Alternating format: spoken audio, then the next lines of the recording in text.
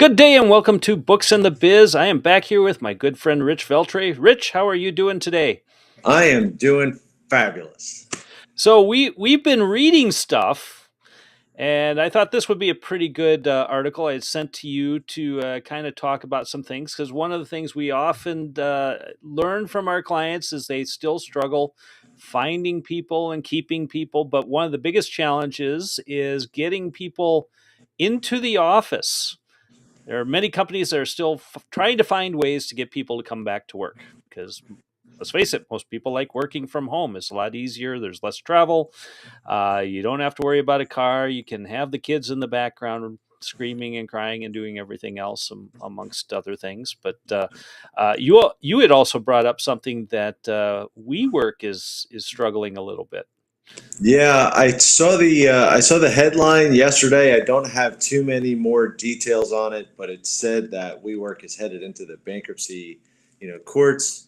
Apparently, they are announcing that they are going to be in there in as little as a week. So I'm waiting to see if that's for real, if it's a mild suggestion. Not sure. It's been talked about for years now, so I'm not surprised at all, but it has a wide-reaching effect. That's also a sign that even the people, the independent contractors and the small business owners aren't going back to the office anymore because that's pretty much what all those people were. Yep. But this is what prompted the story or our discussion today. I found this in the Wall Street Journal. The 9 most over the top perks companies are using to bring workers back to the office. And I thought we would just spend some time today kind of going down each one, spending a minute or two on why we believe they will or won't work. I think when I looked through the list, I kind of scratched my head and said, yeah, this probably isn't going to do it. We're going to have to find something else to get people back in the office. But yeah, let's just take a moment to talk about them. So I'll be scrolling through these here, but the basic premise is companies are trying to find new and creative ways to get people to come back to the office and actually spend time at their desk instead of sitting at home. Um, you know, Getting credit for leaving your car at home. So walking to work or taking a bike, doing something other than driving your vehicle. So let me tell you how exciting that's going to be for me in Wisconsin. It is November at the time you guys are seeing this. So if you watch this video in the future, it could be a nice sunny day. And you might say, well, what's the problem with that? Well, today is about 30 degrees outside. And I am not biking anywhere. I'm going to hop in my nice warm truck with my heated steering wheel and my heated seats, and I'm going to go wherever I need to go. On top of that, where I need to go is going to be 50 miles away from my house. So biking's kind of out of the question. I could really see this if you're in some place like maybe where you're at, Rich, in New Jersey or Manhattan, where it's probably actually better or easier to get around on a bike. Of course, I've seen how they drive in Manhattan, so I have some concerns there. But I really don't see providing a monthly credit for walking or biking to work being a benefit that's going to draw me back in the office. How about you? Yeah, I was in New York City last night, and it was 30 degrees. And I think for me, I'm not that far from New York City, but 50 miles I can't walk. And yes, even getting to the train station is a hike. So I'm not really feeling this one, although it is a kind of move back to when there was a very big push to get people to use mass transit and offering, tax incentives or, Yeah, I guess hopping on the train counts. Um, but it also took all day. yes, The train ride was an hour and 10 minutes. We had to get to the train station, so we went, by car to the train station. We still had to take the car there. And then, we went an hour and so minutes to New York City and then wound up taking an Uber. So, you know, so by the you're time I back was done, back fifty to square dollars one. didn't cut it. Well, I think that's a sign that we're and you're in a city that is set up with some pretty decent public transportation. I look out here in Madison; they're trying to improve the different bus lines and whatnot, and that's been their number one complaint. Is where 6 months ago I could hop on the bus, I could get to where I'm going in less than an hour. Now, because of the way they rerouted everything to make it faster, it now takes 2.5 hours, and people have gone out and bought a car instead. So again, head scratcher for me. Yeah, Probably a little bit more understandable for you. But then here's the next one, number two. So drop the ball. Get paid time to participate in intramural sports clubs. I guess for some people, if you're already prone to do that, because we have different intramural leagues out here in the Midwest too. Again, bigger cities tend to have more, and you still got to get there. But I I don't know if I were an employee if this would be attractive enough for me. I think there's a disconnect, right? I think that this is really just a throwback to when I was with a big firm and half of the firm would go and play basketball after work was over. Um, Exactly. but how like once I had a family, there was no way that I would be, having generally the time to do that. So I'm not really sure who are they trying to get back into the office, because I think you're only going to deal with the people who can spend the time to go do this, I guess, or Right. unless you're telling me come into the office, but then leave the office to go play basketball, and when you come back, Yeah, so you you're got to not come really. back to get your paid time off. Yeah, so Um, you're not really getting any work done if you're coming in to go play basketball or play in an intramural league. So I'm not following quite the logic. You yep. know, Getting people healthy, I get it. That's one of the things people wanted to do. It's one of their complaints why they want to be able to work from home because they'd have the time to go Right. instead of commuting, they'd have the time to go do something that would be healthy. Exactly. So, you know, are we getting there with the intramural Yeah. league? Not sure. Yeah, I just really struggle again because most people, like you said, when you got family and stuff, if this is outside of the normal work hours, it's going to be a harder sell to get people to do. Yep. Okay, number three here. So beyond leave, comprehensive family planning benefits and stipends for expectant mothers. Okay, that sounds good. This is something that to me is a good retention. I think it'll keep people in your company because let's face it, having a kid is not cheap. But again, is this something that's going to get you to come back to the office? And I'm not sure if this is an option that most people are going to look at and say, yeah, this is going to get me back in to sit at my desk for 2 or 3 days a week, or even 5 days a week. It's a nice perk to have. And I think if you're looking to start a family or you're going to have a family, it would definitely attract people in.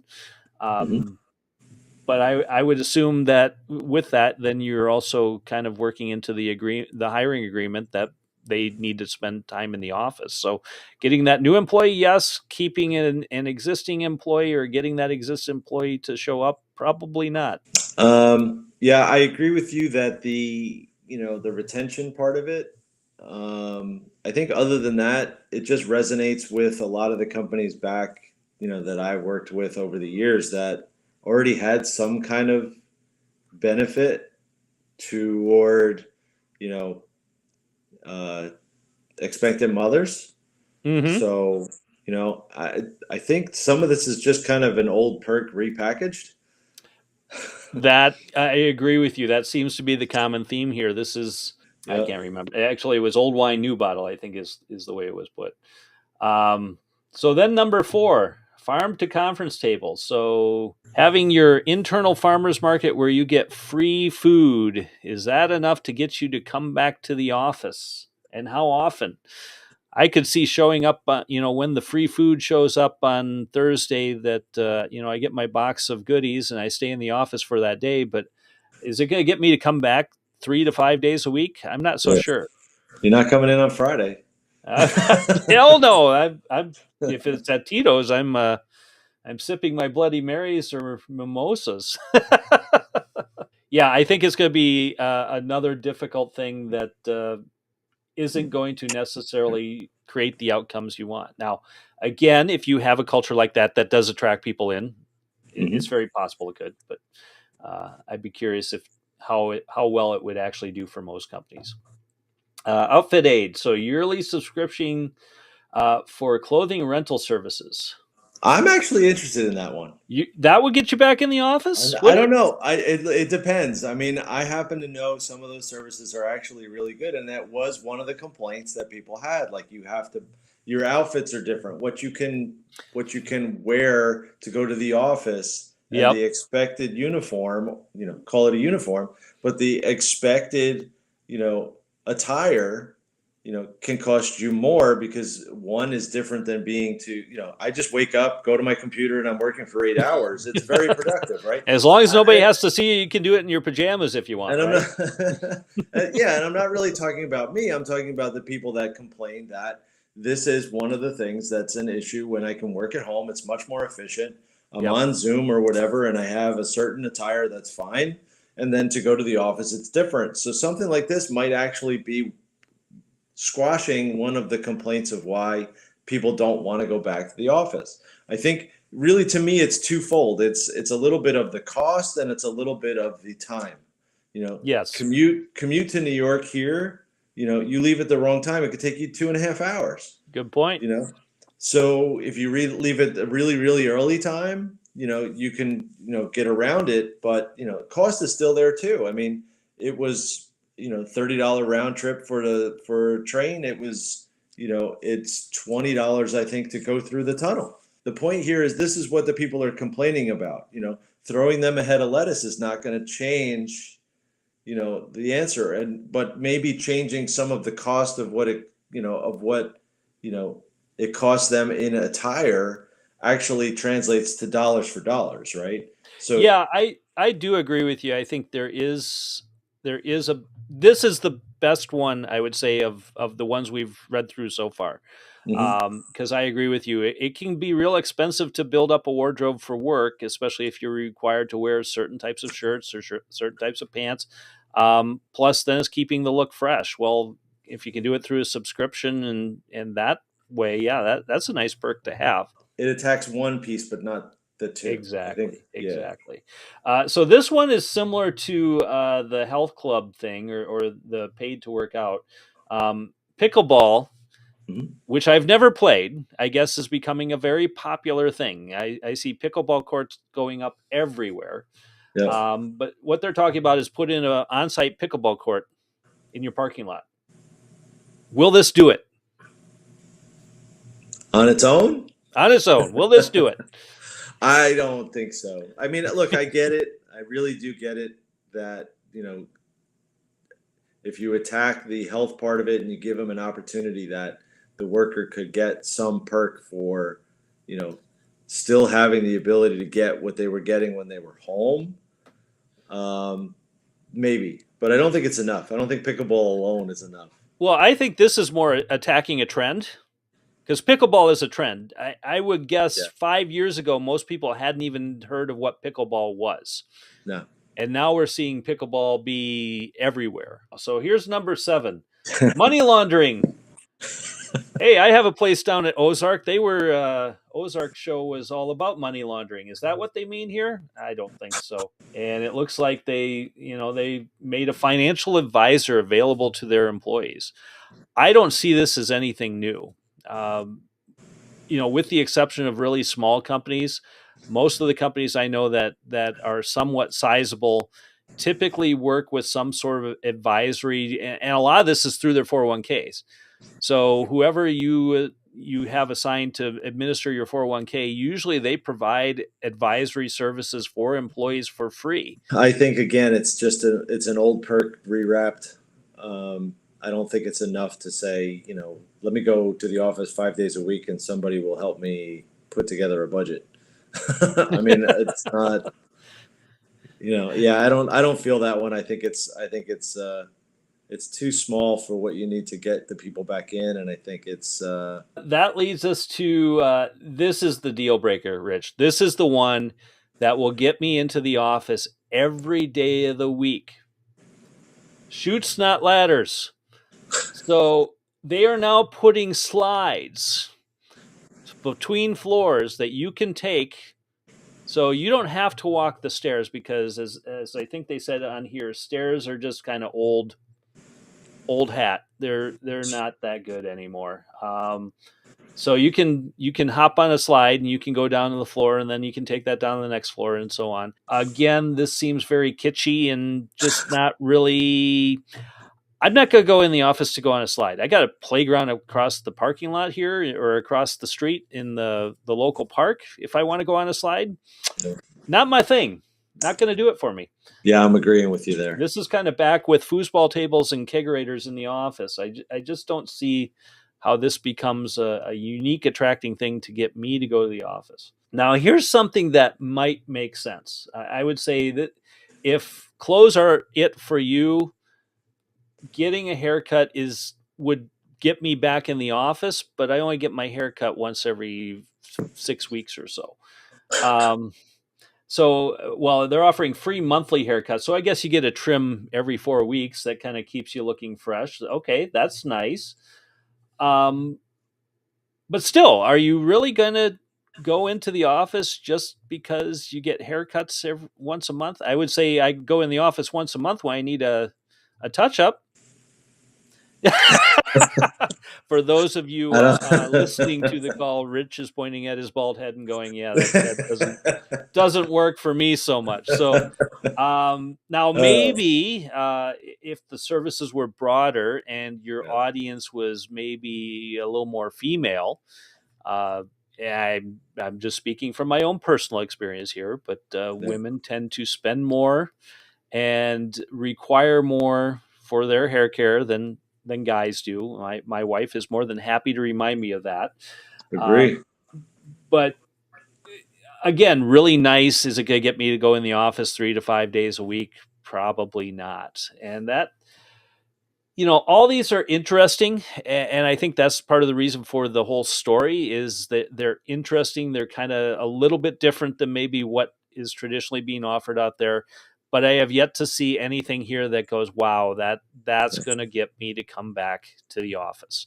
Yeah, We are still struggling with the fact that people it's a lot.